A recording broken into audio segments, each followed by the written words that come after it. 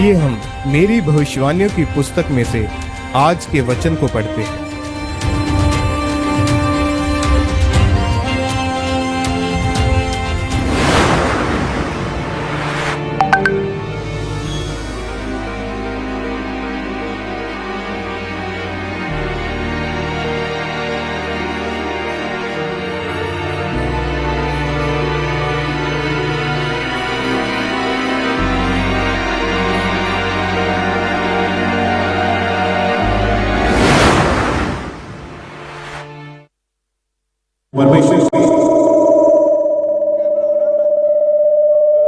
परमेश्वर के दास के द्वारा जो मेरी भविष्यवाणी की पुस्तक लिखी गई है, जिसमें परमेश्वर का वचन जो आपकी लाइफ को, आपकी जिंदगी को चेंज करता है, कि परमेश्वर का वचन हमसे क्या कहता है।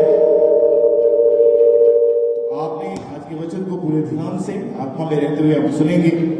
परमेश्वर की आज्ञाओं का क्या मतलब है। परमेश्वर के दास आप जानते हैं कि स्पेशल टीचिंग चलते हैं कि परमेश्वर का वचन क्या कहता है।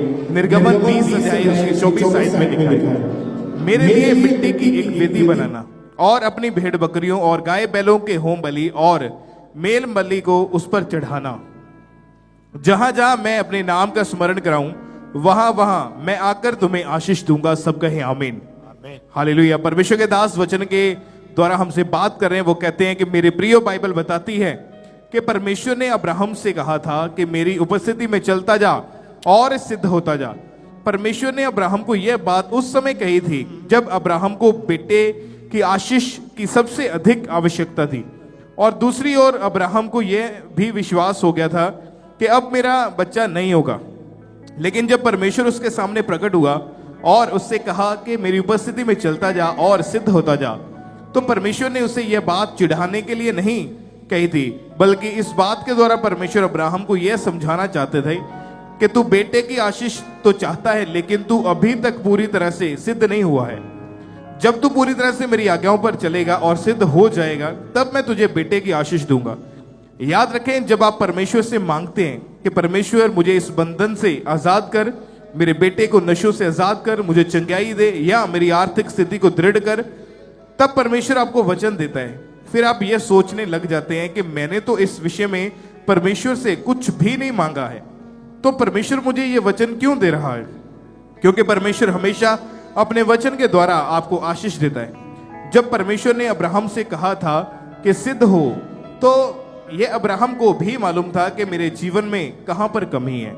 इसलिए जब वह परमेश्वर की आज्ञा के अनुसार सिद्ध बना, तब परमेश्वर ने उसे बेटे की आशीष दी। आज लोग सोचते हैं कि चर्च में जाने की क्या जरूरत है, जब घर बैठकर भी बंदगी हो सकती है, घर बैठकर भी परमेश्वर का नाम लिया जा सकता है। लेकिन पुराने नियम में परमेश्वर ने कहा था कि मेरे लिए एक वेदी बनाना, मतलब एक स्थान बनाना, और उस स्थान पर अपनी भेंटों को चढ़ाना, और जहां जहां मैं अपने नाम का स्मरण कराऊंगा वहां वहां आकर मैं तुझे आशीष दूंगा। यह परमेश्वर की आज्ञा थी। इसीलिए जब इजरायली परमेश्वर की आज्ञा के अनुसार करते थे, और तो परमेश्वर उनके बीच में होकर उनको आशीष देता था। कि आप नहीं जानते कि आप चर्च में यीशु मसीह को याद करते हैं, और जहां पर आप यीशु का नाम लेते हैं और यीशु नाम को याद करते हैं, वहां पर आकर वो आपको आशीष देता है। इसलिए जो लोग चर्च में जाते हैं वे दूसरे लोगों से अधिक आशीषित होते हैं, और उनकी आत्मिक आंखें खुली होती हैं, और जो वो देख सकते हैं वो दूसरे लोग नहीं देख सकते, क्योंकि वो परमेश्वर की आज्ञा को पूरी करते हैं। इसलिए मेरे प्रियो, आप हमेशा परमेश्वर की आज्ञाओं में बने रहें, क्योंकि जब आप अपने जीवन को परमेश्वर की आज्ञाओं के अनुसार सिद्ध करेंगे, तो परमेश्वर आपको अब्राहम की तरह और इजराइलियों की तरह आशीषित करेगा। सब कहें आमीन, हालेलुया। अपने हाथों को उठाएं, अपनी आंखों को बंद करें, कहे सर्वशक्तिमान परमेश्वर, आज मैं वायदा करता हूँ कि मैं अपनी लाइफ की हर एक कमी को देखूंगा और उसे दूर करूंगा। मैं आपकी उपस्थिति में चलता जाऊंगा और सिद्ध होता जाऊंगा, और परमेश्वर मुझे बल दे ताकि मैं आपके नाम को ऊंचा कर पाऊं। प्रभु यीशु मसीह के सामर्थी नाम में मांगते हैं, आमीन।